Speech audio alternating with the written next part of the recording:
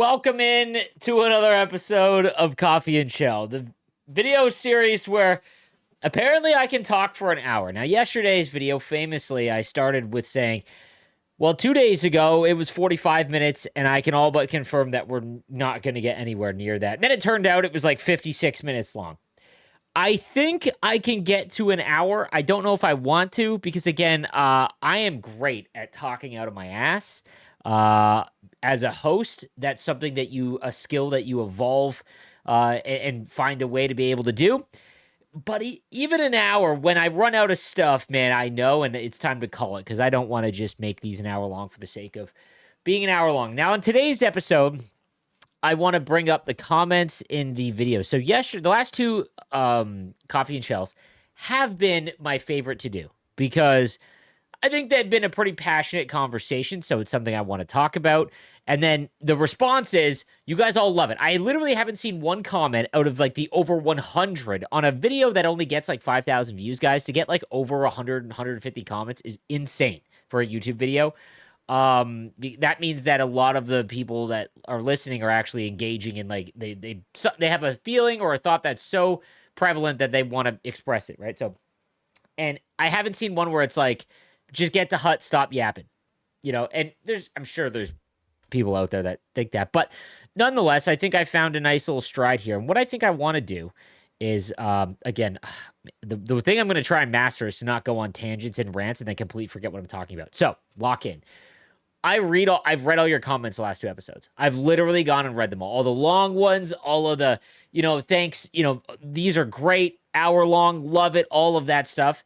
And even though I don't like it and go over it, I just want you guys to know that I am reading it and seeing it. So I can appreciate it. There's some that are so long and detailed, it actually makes me feel bad that like I can't get to it because I know that if I read that whole one, that's probably like 20 minutes alone. And unless it touches on a lot of things that a lot of other people are talking about, I can't really do that. So what I would recommend, guys, is if you have a lot of questions or a lot of things that you want to get up, off your chest, I'm going to try and keep it to one. And I'm okay with you guys copy and pasting. Try not to make it the whole thing. So if you really have something you want to get addressed, and don't make it like, this card over. Actually, it could be this card over this card. I'm okay with, there's not a lot of hut decisions anymore in these videos, which I think is okay. But don't forget, guys, that when it comes to lineup decisions, I'm very willing to help you guys out. I still think the best way, if you immediately want to know what to do with your team, just come and check me out on Twitch. I don't do full team reviews because it would just be my entire stream. But if you're like, hey, should I swap out this player for this player? I'll answer you immediately on my Twitch channel. And a lot of you guys have come from watching these videos to my Twitch streams, which is, my Twitch stream is literally just like a 3 to 4 hour version of this. Only I'm playing some Chel, and then we look at the content in the afternoon. So if you're at work, you got a second monitor, you got me on your phone, and you just want to listen, it's essentially just an afternoon of Coffee and Chel. So I do look at all your comments, and I want to say, thank you for all of those, and I apologize I can't get to them all. Couple things that I didn't even hit on when I brought it up, and I literally wrote it down yesterday, which is wild and just shows how much of like mush my brain is because of TikTok and YouTube shorts and stuff. Okay, I talked about playing lefties on the left side and righties on the right side, and I'm still doing it. I know that I'm losing games because of it, just because I'm still trying to play the normal way you would with lefties on left and righties on right, and that you can't do that because you're looking for the cut inside, shoot low far side or short side. You're looking for the one-timers, all of that. And when you're playing righties on right, lefties on left, you have to play different. You have to cycle. You have to be looking one step ahead. There are advantages, but the one thing that the whole thesis of me bringing this up that I can't believe I didn't get to yesterday, how was this never brought up by EA or the community at large? Okay? Since I have been someone that has been pretty good at the game and loved playing this game online versus other players, I would say that started, God, me and my best friend used to just beat the piss out of each other on our spares in high school. We used to have this thing, I used to have this poster in my room where it was all 30 NHL masks. It was masks for every team. And we would take a sticky note and we do a draft. And every time that we played versus against each other, whoever won or whoever lost had to take the sticky note down. And we'd play for like $20, which in 2006, 2007 was quite a bit of money. That's like lunch for like 3 days, right? So That being said, I started just grinding verses in NHL 07, probably 08. That was when I really got into verses. And ever since then, righties on the left, lefties on the right, and we don't talk about it. Like, yes, there's hardcore players that'll be in my mentions that'll be like, I've been playing this, I refuse to conform to the meta, and I want to play like real hockey. I understand, and there's still good players out there that do it, but 95% of the player base that is above gold 1 and above, it's just deemed you have to play lefties on the right and righties on the left. And I understand why, because of the way you score. But how has EA never addressed this? How have they never looked at, okay, we built a hockey game, and they show off how you play it and all of these things, and then they just ignore that we immediately try and remove one of the main concepts of hockey. Yes, there are right-handed left wingers, like Alex Ovechkin, right? Like, there are players that play offhand, but there is a reason why there are so few, because that is not how you play the game. So I can't believe this has never been a thing. It's like, if you bring it up, you're a casual, like in the online space. It's like, you're a casual. It shouldn't be that you have to play like that. It shouldn't be where the game forces you to do that. That is silly. I don't think so. But I can't think of another sports game where they actively are just completely okay with you playing out of position players, because that's really what's happening, right? Like that is what's happening. In Madden, I believe if you do that, there's a massive stat decrease. Like, if you play a running back at wide receiver, they lose like plus 10 all their attributes. If you play an MLB player, right, you play a second baseman in center field, they can't field, right? Like, there's definite cons to doing that. And I'm just so surprised, and I don't know what the fix is, because it would completely change the game. I think the first year, like, let's pretend I'm going to float this. I don't want this to happen. Make it very clear. I want this on record. I do not want this to happen, because it takes away more of the ultimate team aspect. You want to build the team the way that you want. If you played a left winger on out of position, they should lose. If they lost attributes, here's what would happen: the best player, the only cards that people would go after would be the right-handed left wingers, and so on and so forth, right? Like, and I don't know how EA would address this without doing that, and I think that would be met with a lot of criticism. So, I mean, like, the only thing I can think of is that goaltenders just stop the shots that normally are taken by offhanded wingers. And, like, can you do that? Like, it's funny because defensively, when you don't switch your defenseman, I've talked about this, like, I think that the one-timer is still way too important. But on the penalty kill, I don't switch my defenseman. I keep them lefty on left, righty on right. And the reason for that is because if I win a face-off, right, and I'm very good at the face-off, that is something I will ego. I am great at the face-off. I'm proud of it. I've always been proud of it. My face-off video has taught thousands of people how to be good at the face-off. It is all strategy and ping. So I get very frustrated when I lose and I'm doing the counter because it's ping-related. But that's neither here nor there.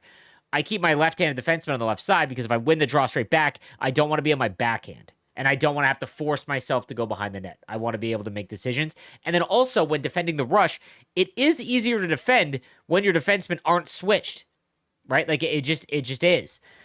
Because when you poke check, you're not going across your body.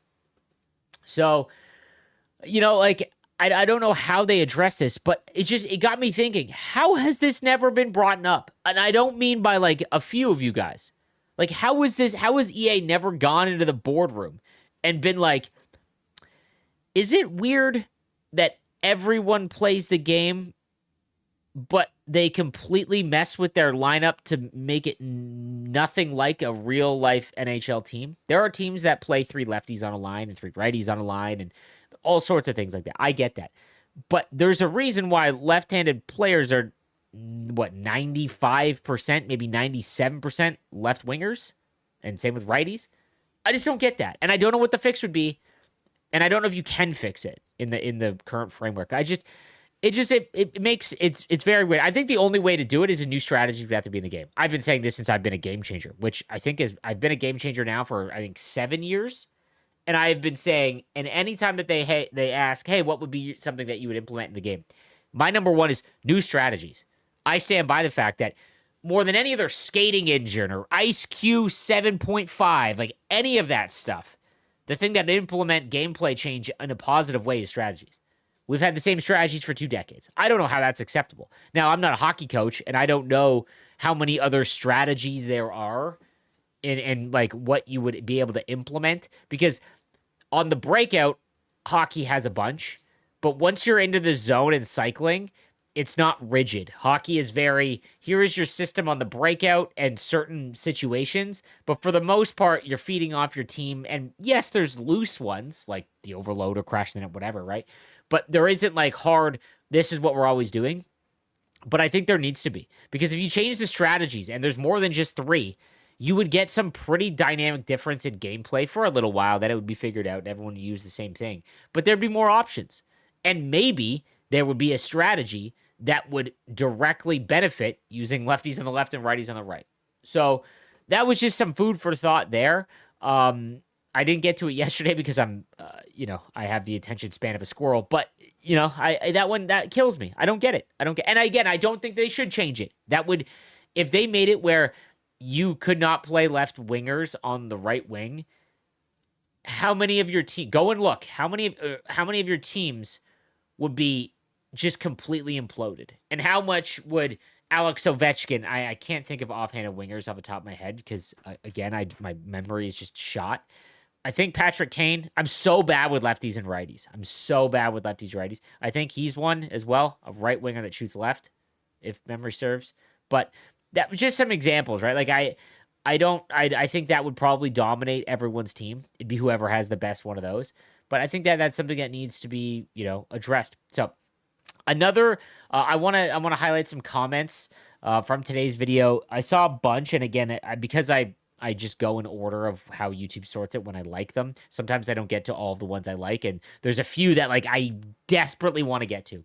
So yesterday I said that I think the future of Ultimate Team is finding a balance between team building and online play. And I said that, the majority of people that just want to play and not be super competitive, I was like, that's franchise mode. And everyone was screaming in my comments, that's GM connected. And I was like, yeah, 100%.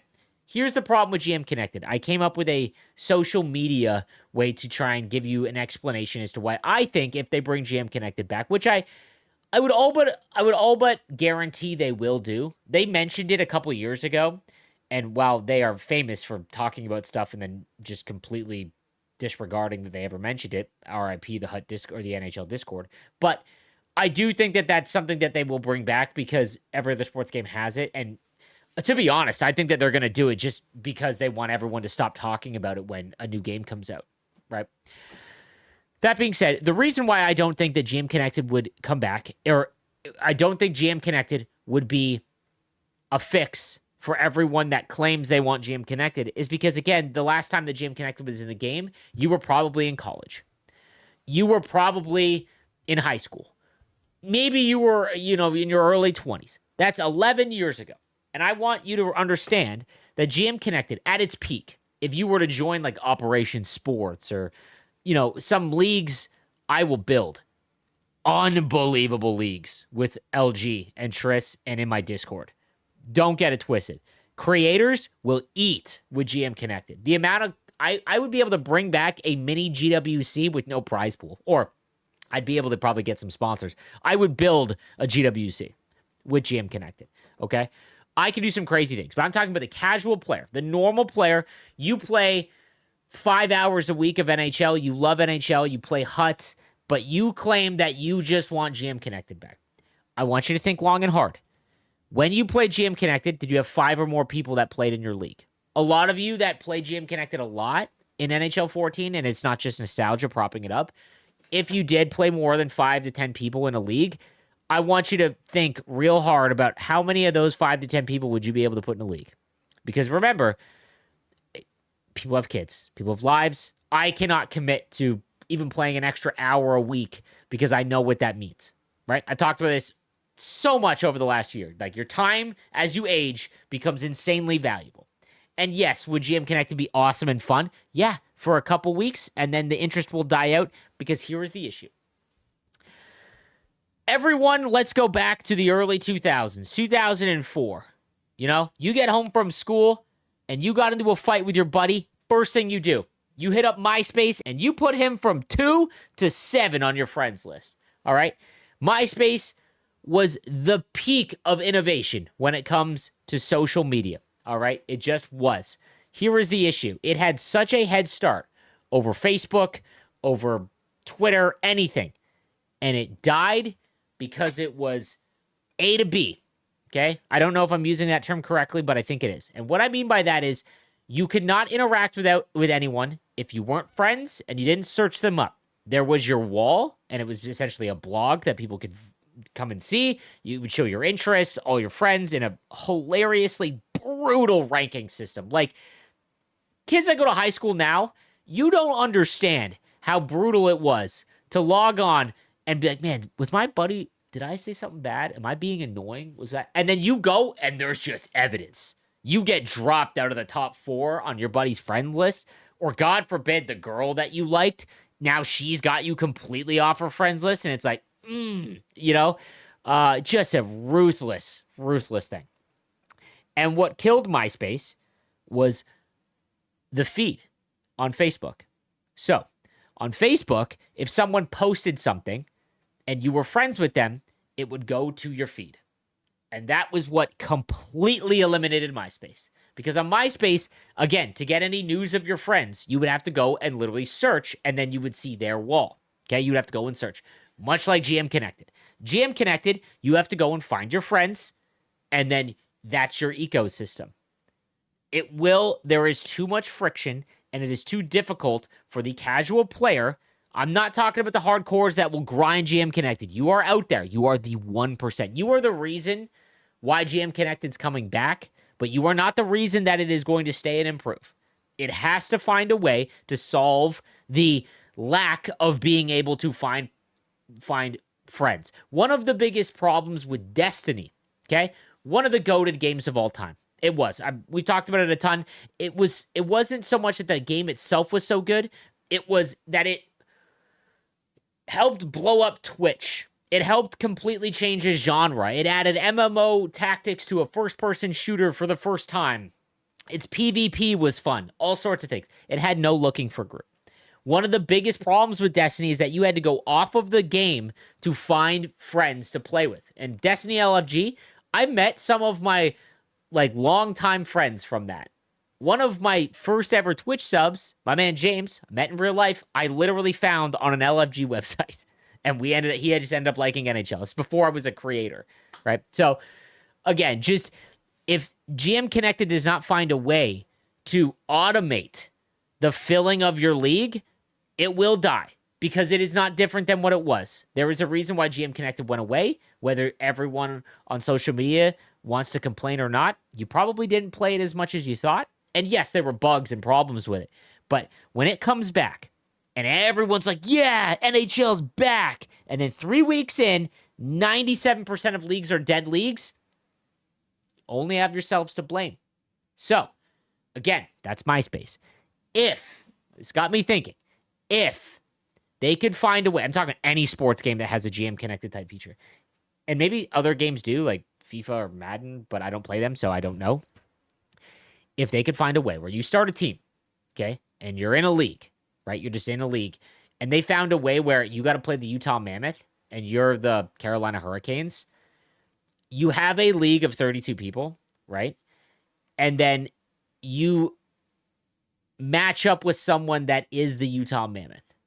The problem is that a big part of GM Connect is making trades and all of that stuff. So it wouldn't really... I'm onto something here. I just thought about it when I saw your GM Connected comments. There has to be a way to automate finding players to fill the league. That's the only way GM Connected will not only survive, and once they bring it back, it'll be in the game forever. But it's the difference between GM Connected being wild card and GM Connected being Hut Champs. Remember, we didn't have Hut Champs, and Hut Champs is one of the must-have modes in the game now, right? That is the difference, right? So if they can find a way to do that, that would change everything. To be honest, I don't know if they want to find that. Because if they do, Hut's gone. Ultimate Team takes a gigantic hit. Imagine a free-to-play mode where you just got to buy the video game, make trades, free agent acquisitions, you're scouting, and then you find a way to play players that makes the league somewhat make sense. Like, my idea would be you get matched with 32 people and you could bring friends, right? So say you have 12 and then you've got to find players that play the other teams, right? You're in the league, right? And you go through the season and all of that. And imagine you can't always, I mean, automating it would be great, but then it's like, how do you have a week to play a couple games against specific people? I can't remember GM Connected, but I believe it's week by week. So if you played 3 games in a week, it would be against 3 specific players or teams, and you didn't have to do it in order, right? But you just had to find that. So imagine it was like by month, right? And you had a month to play. You played month to month, and you searched for a game, and you matched up with any team in that month. And maybe you have a rating, right? Like maybe there's a rating required. I'm on to something here. Like I'm scratching this, but I don't think they would ever do this because it would all but eliminate Ultimate Team. There'd be no reason to spend money.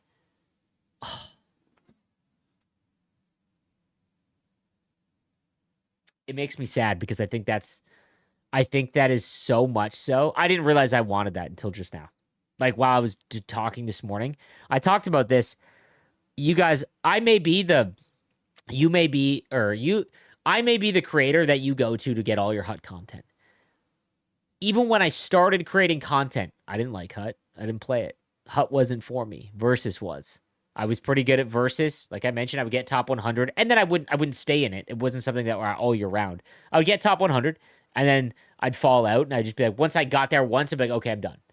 And then I would fall out, and it wouldn't really matter to me, but I was pretty good at the game, and then I just did tip videos for my first year because I thought I was pretty good, and I must have been doing a decent situation or a decent idea because in my first year, a lot of my tip videos had over like 90 to 100,000 views, and I had 200 subscribers, right? So the next year I did all World of Chel because I found League Gaming. I was obsessed with it. I'm like, oh my God, ESHL so sick.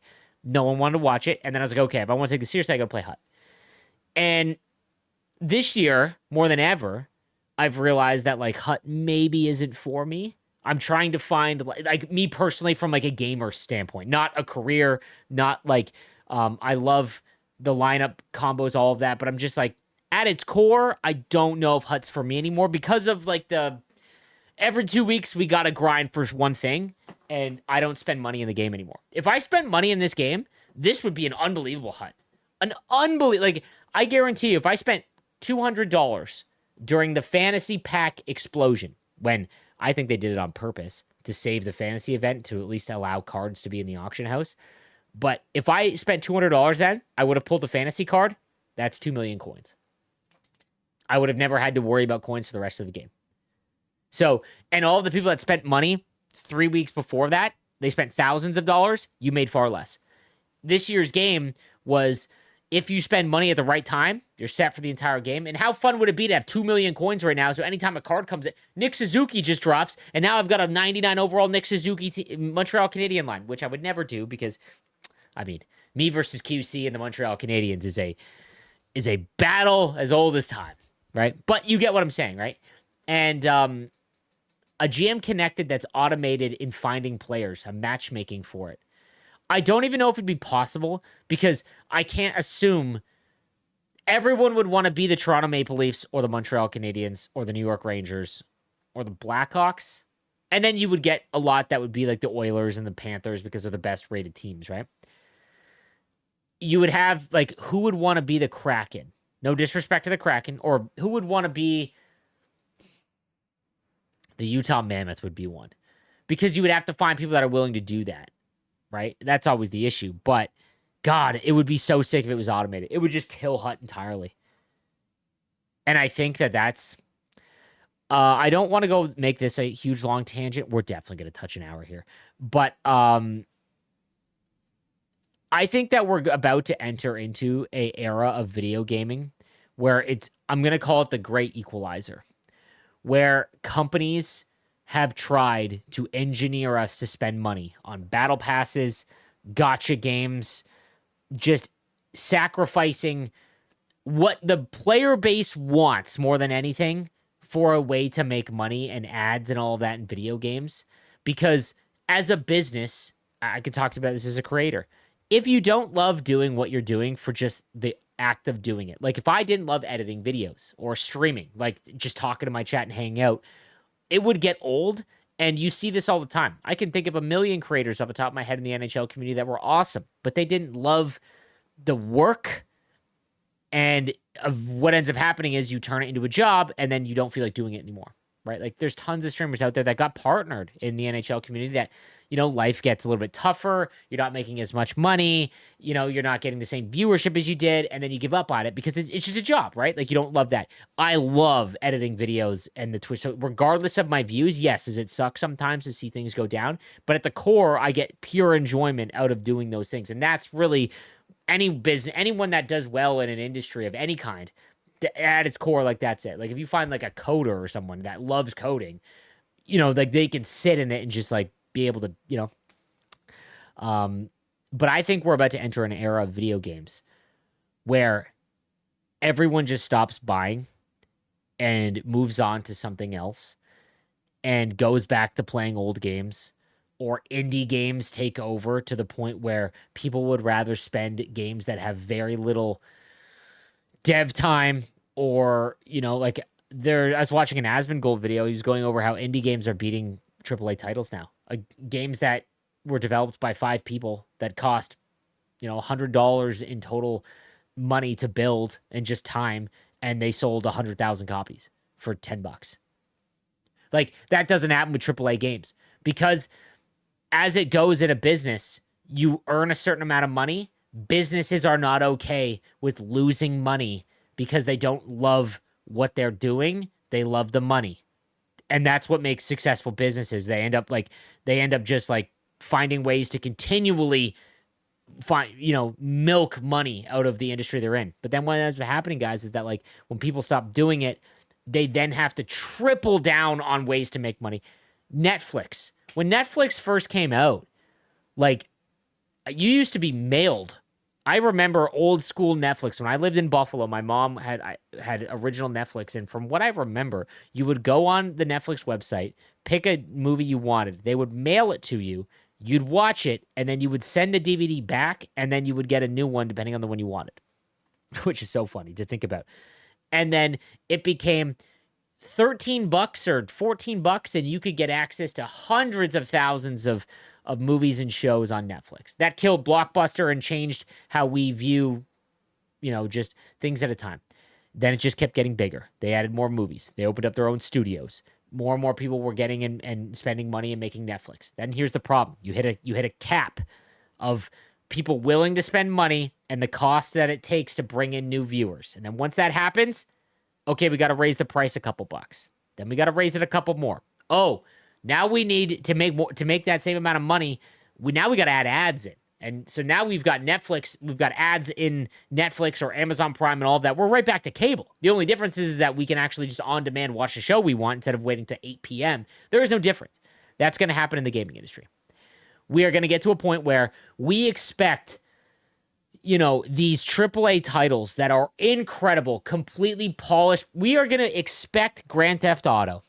This is why Grand Theft Auto is going to change the industry, because it was a 10-year game, $2 billion invested, and it is going to shatter every single dollar mark in the gaming industry in one day. It is going to demolish everything to the point where every other developer is like,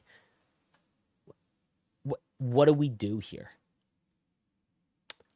We're going to go through an era of 2 years where EA, Ubisoft, BioWare, I'm just trying to name Konami, name big gaming companies, the Pokemon company, where they're like, wow, we're not going to make anywhere near the same profits, and we don't have nearly the same capital. Oh, Pokemon does. That Pokemon, God, the Pokemon company makes me so mad. But all the other companies, if they want to compete with Grand Theft Auto, dude, the bar is in another hemisphere. now because of Grand Theft Auto. And what'll end up happening is they're going to be like, hey, we have to be okay with not making as much money. We've got to make video games that gamers want to buy, and we've got to knock it off with the constant trying to milk season passes and stuff for the least amount of input of money in. And it's going to be crazy. It's going to be crazy. There's going to be so many studios that get sold or just go under in the next 5 to 10 years because the gaming landscape is going to forever change once Grand Theft Auto comes out. And I don't mean that and again, the Grand Theft Auto is going to be an amazing game, but it won't be for everyone. But I'm talking about from a business standpoint. I don't know how EA Sports is going to go and be like, we can't print money the same way that we used to. So now what? And I've told you guys this in Hut. What happens and when the only way you actually see change in Hockey Ultimate Team is not when you stop spending money. It's when you stop participating. That's what gets the yacht owners to get off the yachts and be like, we can't even get people in the game now. Nevertheless, spend money. That causes change. And Grand Theft Auto is going to do something that no other video game company has ever done because this game has been in development for over a decade now, and it has $2 billion invested. Like the only company that I think that could do that is EA's entire company. And what's funny is Battlefield is one of the best games that EA has come out with. It is an unbelievably well done game. Do you guys realize that EA had to get all of their developer teams? I don't know the names of them. Criterion is one. There was like 4, and they had to get them all together. Like they had to. It was the first game that EA in forever has basically been like all hands on deck, everyone else. And what happened? We got a great game. We got a great video game. And that's what's going to happen with all these studios. Like EA could probably invest a ton, but are they going to do it on a new IP? Because that's another scary part. Do you invent a new IP? Like let's say Mass Effect. You want to build Mass Effect from the ground up and you want to put $1 billion into it. What if it doesn't work? Like the willingness to shoot your shot on a new IP is probably not going to be there. Like I could see like Warcraft would be reinventing the wheel there and finding ones. Like Activision and Blizzard could find ways, but man, it is going to be different. And I think what'll end up happening is they're going to have to, people are not going to be as willing to spend $120 on a video game just to get into the game, like a sports game every year, and then spend money in Hut. They're not going to do that.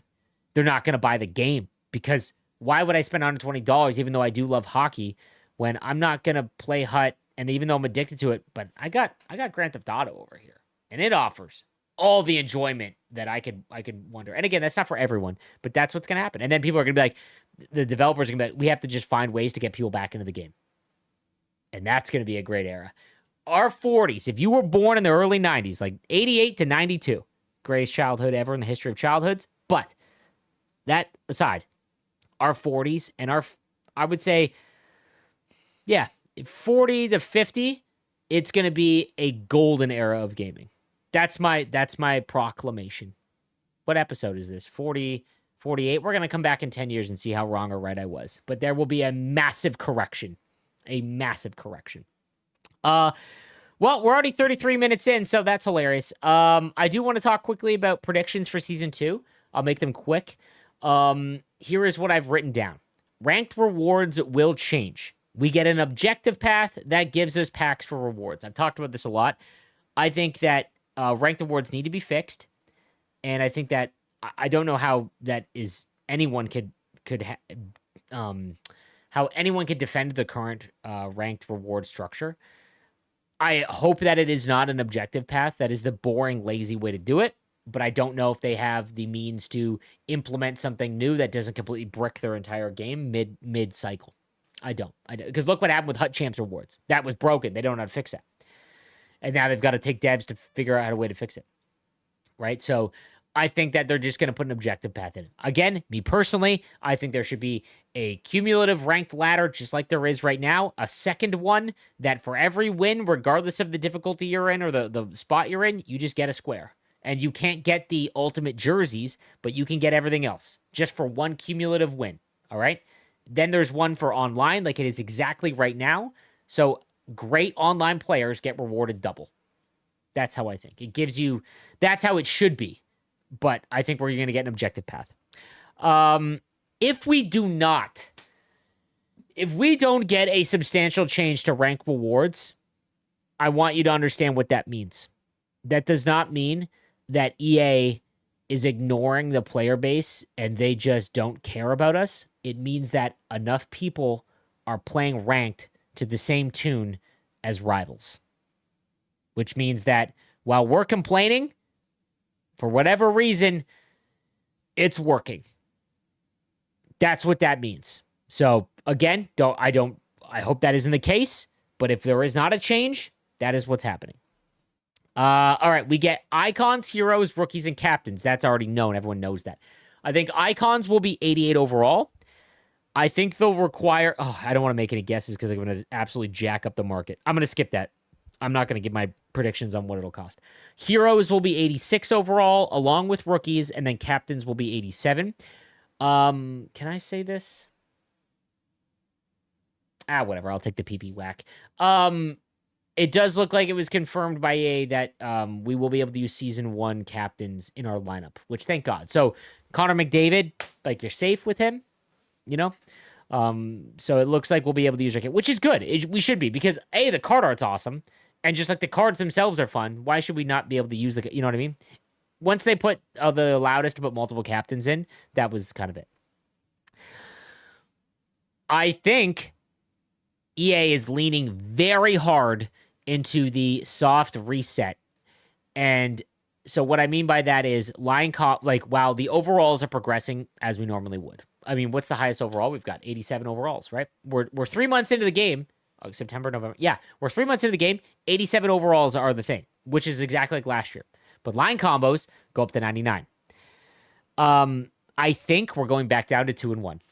That's my prediction is that we go back down to +2 and +1 overalls. Okay? And I think they do a complete reset of that. I think salary goes up to 120 million. And I think that there will be more. So you know how there was like 2 and 1 million to the salary cap? I think that'll be gone. I think it'll be like 5 and 3 million. Like I think the salary cap will be more substantial because early on everyone ignored salary cap as a thing, even when it got kind of tough because it still didn't matter enough with the boost they were offering until they gave us like the +5 or +10 million, all that stuff. I think the AP limit, the base AP limit stays the same. I think they like having everyone trying to decide between which line combo they want to work on to get AP up higher.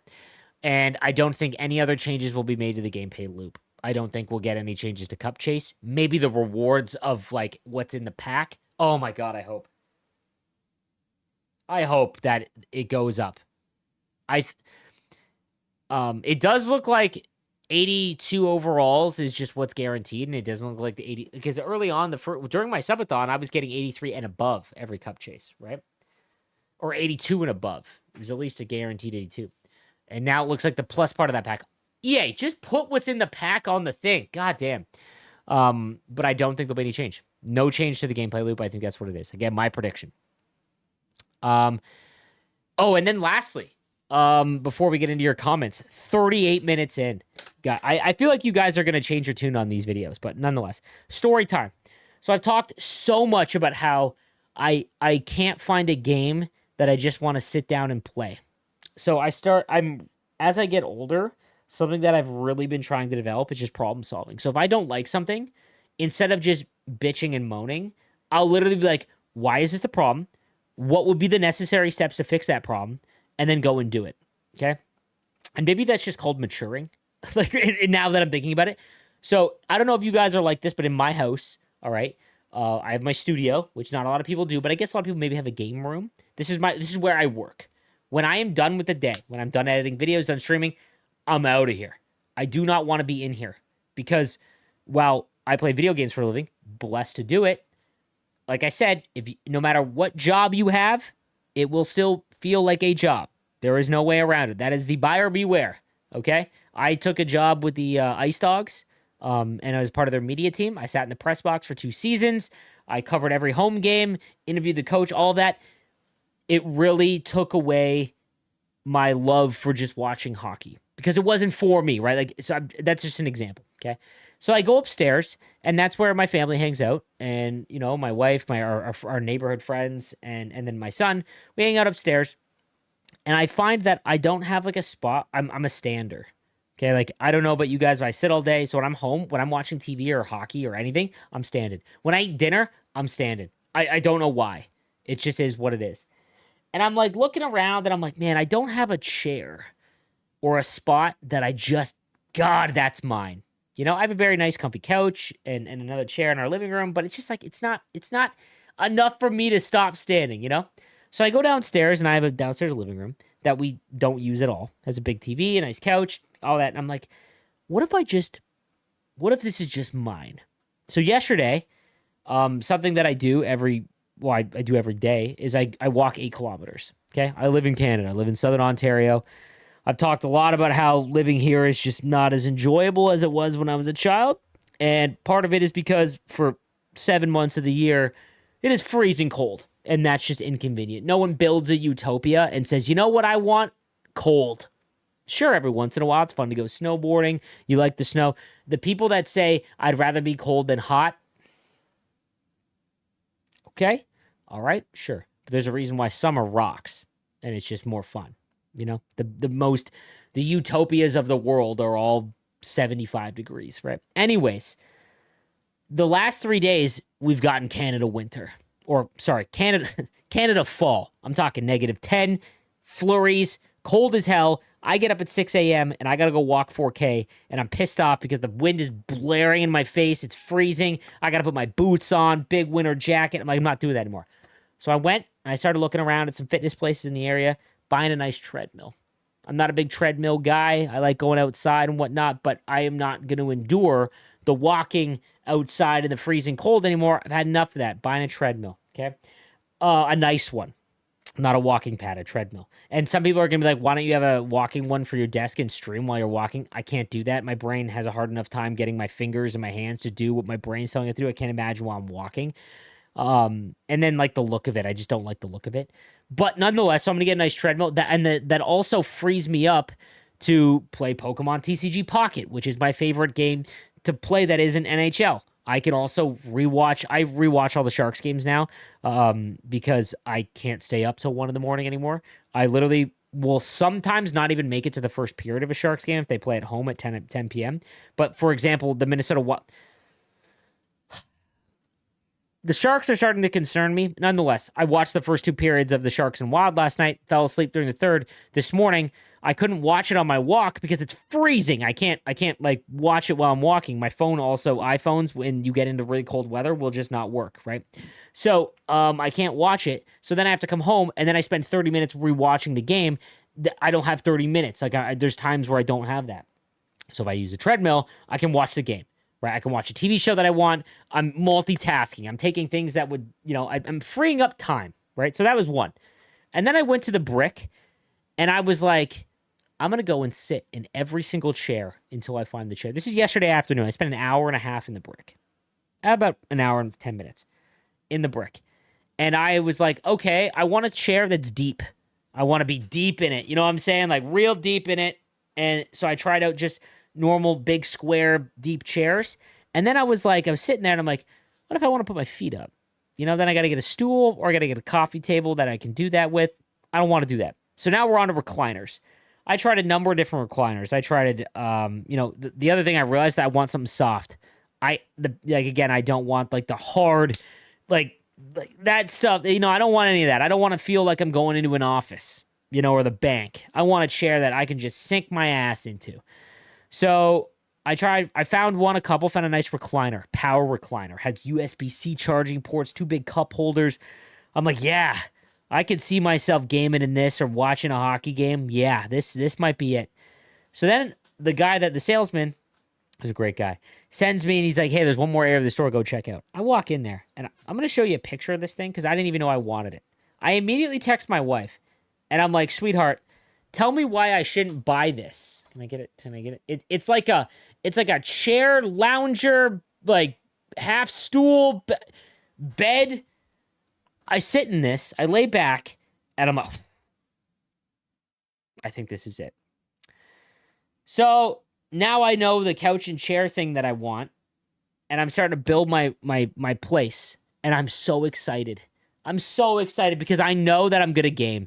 8 p.m. is gonna come around, and I don't have to be quiet upstairs. I don't have to come into the place that I work. That's another big thing. People are like, "Why don't you just come play games in the amazing setup you have?" I'm like, again, need to get out of work. I can't stress that enough, right? So I'm excited. That's what I'm doing the next few weeks. Is I'm just building my area. So, all right, let's get let's get to the questions and comments. Oh, I don't know how long this is gonna last, but I'm loving every minute of it. Keep the long vids coming. I treat this show fully like a podcast, and this is great.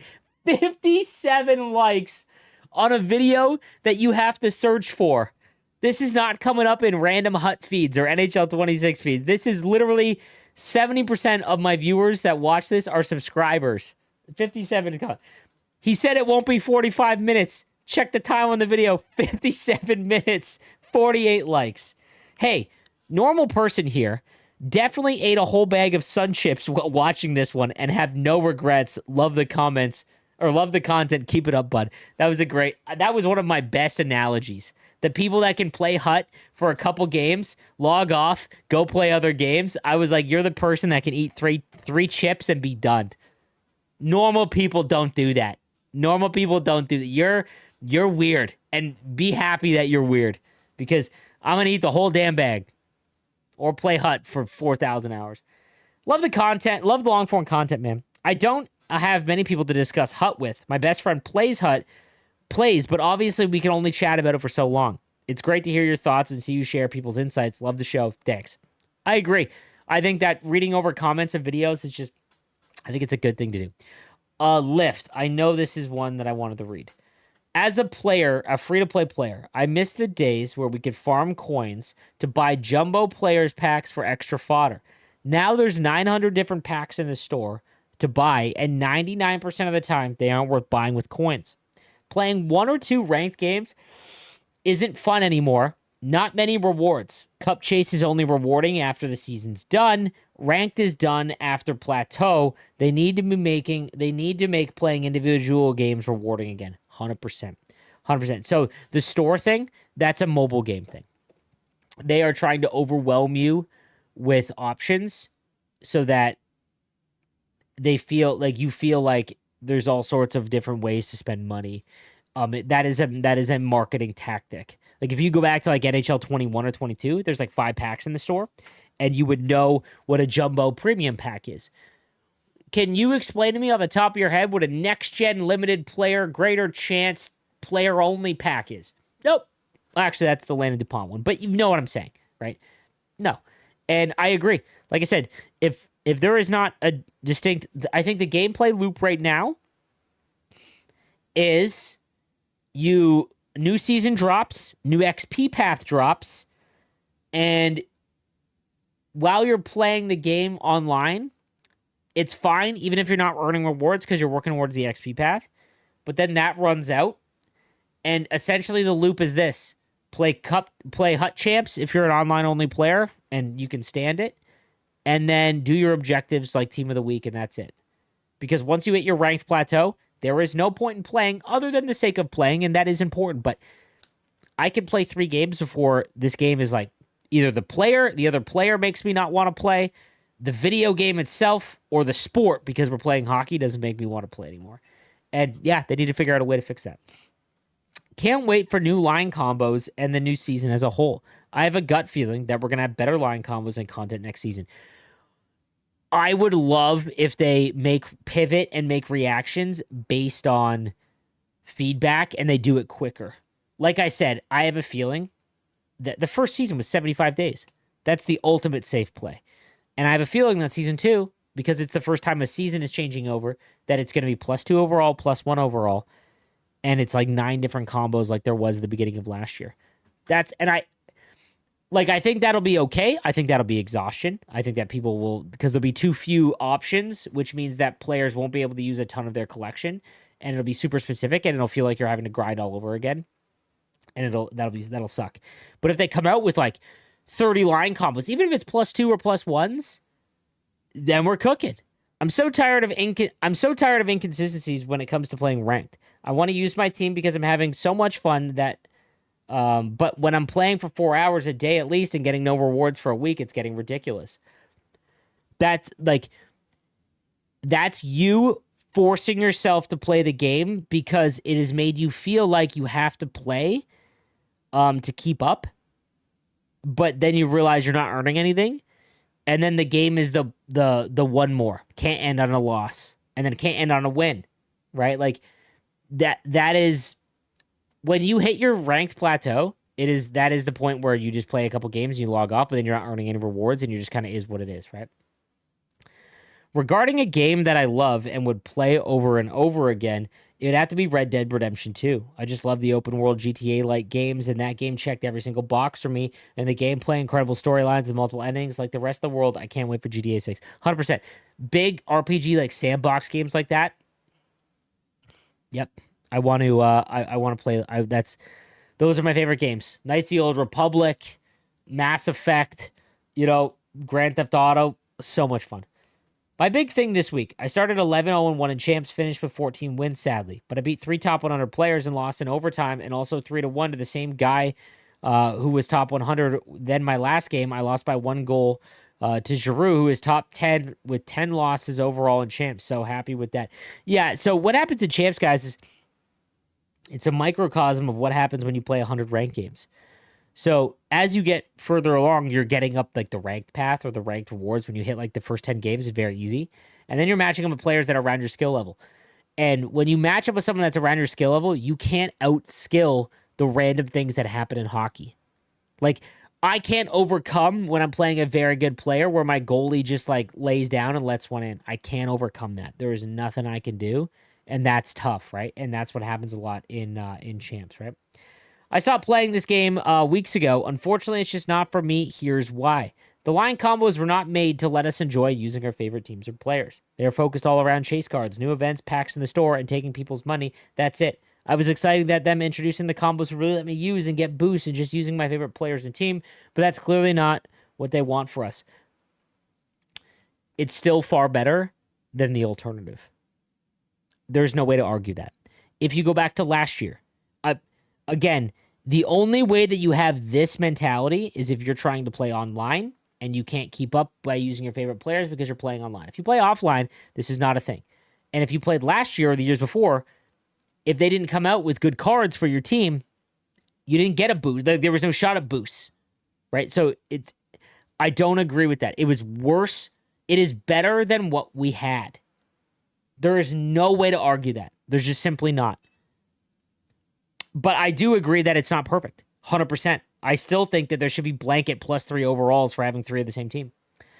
The mode is called Ultimate Team, and yet line combos are focused on the same team players' event salary cap. So many things that discourage and stop us from making our Ultimate Team. I can't argue this point because I agree. You can use whatever cards you want to ignore boosts. That's in your head. You're playing online. You're an online only person, just like myself. And either you need to accept that you care more about winning than you do using your favorite player. In a perfect world, yes, you should do both. But HUD has never allowed that. Never, ever allowed that. So again, I still think it's better, but I do agree. The salary cap in ranked, I don't like. I guess it keeps things on the rails, but I don't like it in that. There should be a mode where there is salary cap, maybe HUD champs, 100%, but gameplay. Poke checks and stick lifts don't work at all. I'm right there with you. Defense is miserable this year. I agree. It's made the game so much less enjoyable for me. People score and skate through me even though I knew my positioning was perfect. EA is working hard on coming up with line combos, content, and packs to sell, justify their new format, and make money. Why not try and work that hard on fixing the game issues? Because it's a business, unfortunately. I'm with you completely. Defensively, it's one of my least favorite games. Rewards. Everybody knows this already. No point in rambling, but rewards suck. Playing ranked is pointless because of terrible and boring rewards and people being stuck in the same place. Cup chase rewards haven't increased, and it's just not worth how long it takes. It's all terrible. I don't disagree with that. Rewards do need to increase. I don't think they need to increase to the point where it completely demolishes the market and causes inflation of just everything not being worth anything. There's a balance, but it's way skewed to the not enough rewards. Just a rant, but a rant pointing out so many issues with this game and why I've lost interest in it so fast this year. Faster than a year before. I'm curious if other people feel the same. Here is what I would diagnose this as. You've played the game the same way probably for the last 5 years. Okay, you're an online-only player. You don't like playing offline, like myself, and winning is where you get the most enjoyment against other players that are skillful. Okay, you also want to use your favorite players. That has never been allowed with that same mentality.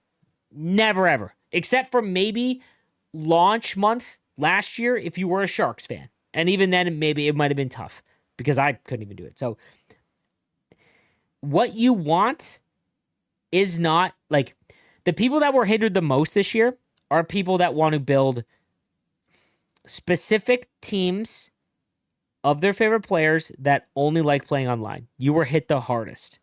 You were. And so this specific hut is probably not for you, but it is so much better than every other year of hut just from a team building standpoint, man. I truthfully believe that. Love the vids. Sleeves always listening to it as I catch up on my emails in the morning. Not sure if you've had this problem, but line changes are awful this year. I find often 2/3 of my line will change, and then when I change lines again onto the same one to get the third, it will take out one of every player in my next line I didn't select. Then there's issues with guys not getting off when they are tired and easily could have. Maybe it's always been an issue. So I think this started in 24. Line changes are a disaster still. It blows my mind where you'll get an issue where all 4 of your forward lines are yellow. Because mathematically, that makes no sense. Because if there's no power plays, only three players can be out there on the ice. So that would mean that there is one line that has no one on it, right? And that one always just kills me. What you need to do is if you have a player that you need to get off the ice and you've made the change and other players have come out, skate them to your bench manually. It's brutal, but that is the way that it's got to be for sure. So I think that's really the only way to fix that. All right, guys. So that was another long one. Let me know what you think in the comments section. And today we are going to get a new content drop, so be sure to tune into the Twitch stream. I hope to see you guys there. And if not, I'll see you tomorrow for potentially another hour-long yap session. Have a good one.